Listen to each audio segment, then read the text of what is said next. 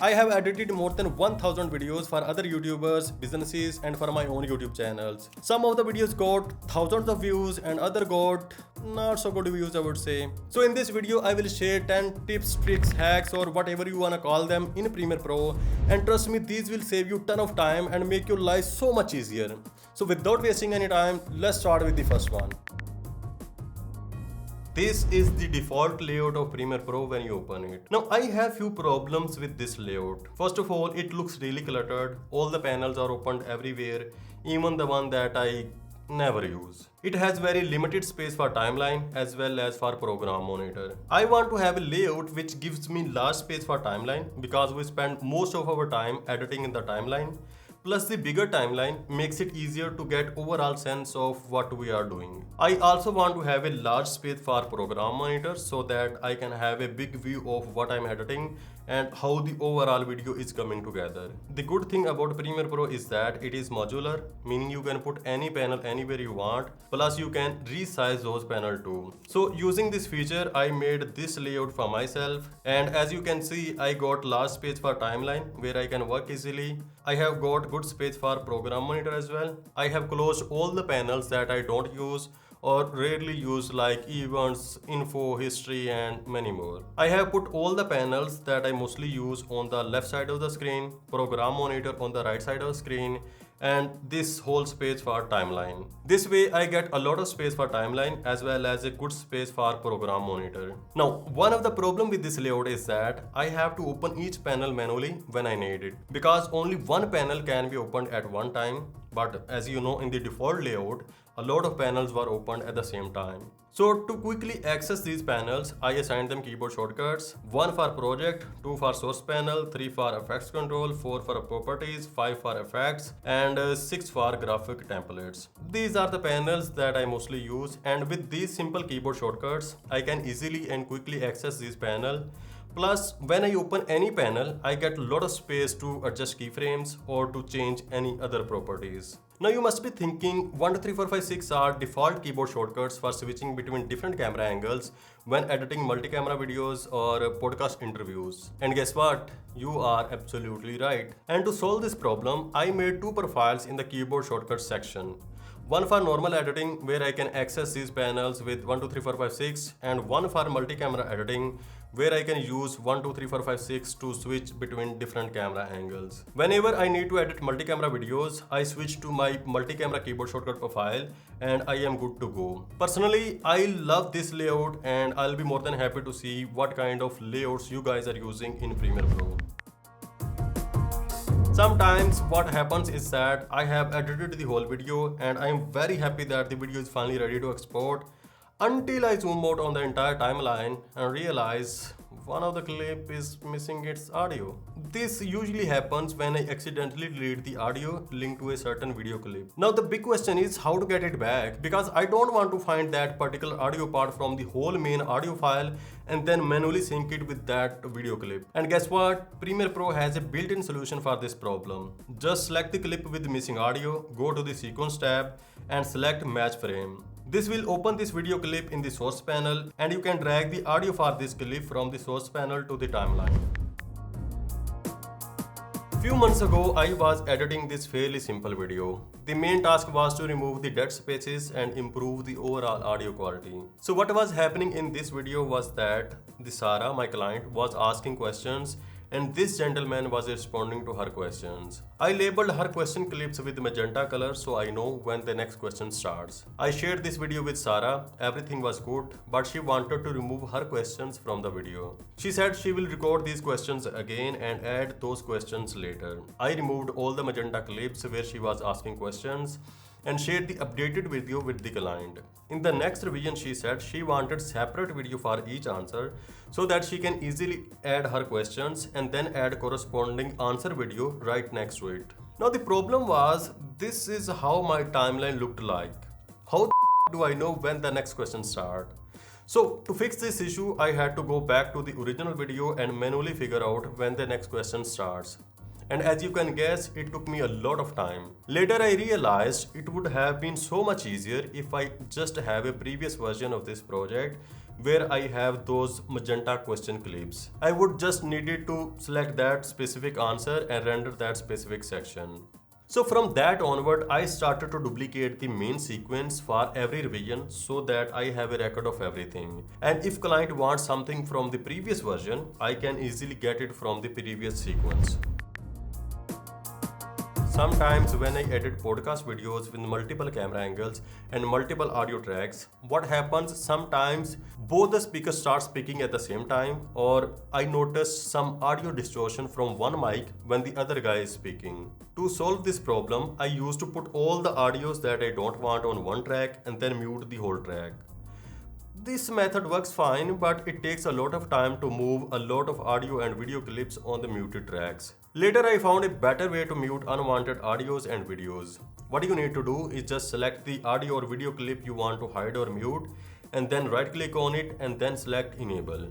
It mutes that particular audio clip at the same place in the same track, and same goes for videos as well. Since I use this feature a lot when editing podcast videos, so I have assigned a keyboard shortcut which is E. I just select the clip which I want to hide or mute and then press E and I am good to go.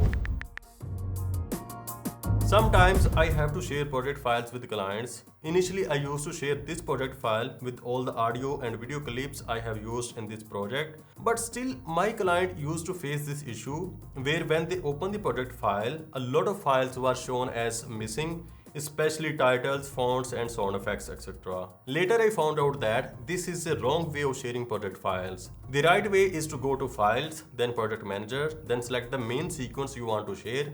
Click on Browse to save it on your laptop and then press OK. What this does is that it copies all the files used in this project, including audios, videos, titles, fonts, alerts, sound effects, and everything. When you share project files this way, client will exactly receive the way you want to share the project. No missing files, fonts, alerts, or anything. In my early days as a freelance video editor, whenever I used to have some doubts regarding the video I am editing, I used to type long messages and try to explain what I am confused about. Or better, share screenshots with text explanations. But you know what? Video editing is a creative process and it can be really hard to communicate visual ideas and feedback through written words alone. Now I use two tools that have made communicating with clients so much easier and better. First one, whenever I'm confused about something or have some questions, I just don't type lengthy messages now. Instead, I open Loom, connect this external mic and hit record. You may ask why this external mic, and the short answer is because I have it. This mic sounds way better than the built-in mic in the MacBook.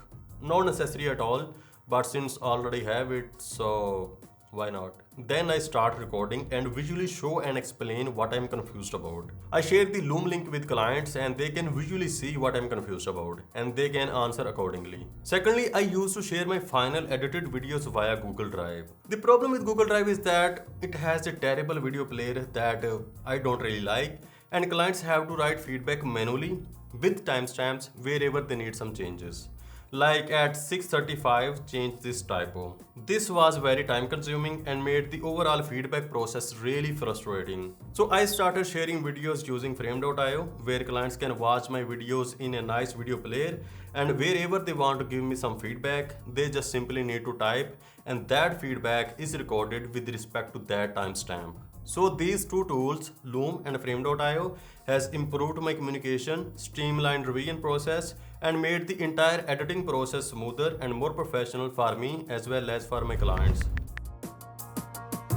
Have you ever noticed how interactive the audio waveforms are in DaVinci Resolve? When you increase or decrease the volume, you can actually see the waveform responding in real time. It visually goes up and down with change. Unfortunately, this feature is still not available in Premiere Pro. The audio waveform in Premiere Pro looks like these spikes. So to make it like a waveform in DaVinci Resolve, you can click on this hamburger icon and then uncheck this rectified audio waveform. This way it will look like the audio waveform in DaVinci Resolve, but still not interactive. No matter if you increase or decrease the volume, the waveform will stay the same, but at least it looks little better. Whenever I get to edit vlog videos, I get like more than 100 clips from client. Now the problem is I want all these clips on my timeline in the correct order so that the video should start from the first clip and ends at the last clip. If I put 100 clips manually on the timeline in the correct order, you can imagine how much time it will take. So this is how you can put all these clips on the timeline in the correct order automatically. First of all, select all the clips, choose this icon view instead of list view. Go to the sort icon, click on it and then select name. Then click on this icon and keep all the settings same and press OK. And this will put all the clips on the timeline in the correct order. This helps a lot when you get like hundreds of clips to edit. I have this video and I want to frame this video in a different way. I want to zoom in a little bit by increasing the scale and adjust the position to get a better composition. Now the problem is I have like more than 50 clips on the timeline, and if I manually change the scale and position of all the clips, it will take a lot of time. So what you can do to automatically match rest of the clips with the clip you have adjusted. So you need to right click on it and then select copy. Select the rest of the clips except this one and then right click on it and then choose paste attributes. And magically all the clips now have same scale and position. Definitely saves a lot of time. When assigning keyboard shortcuts, always use keys on the left side of the keyboard and keep your right hand on the mouse. This workflow definitely saves a lot of time and effort while editing. For example, I have set up most of my shortcuts on keys like Q, W, S, R, A, Z, X, C, V and B. And that's more than enough for almost all my editing tasks.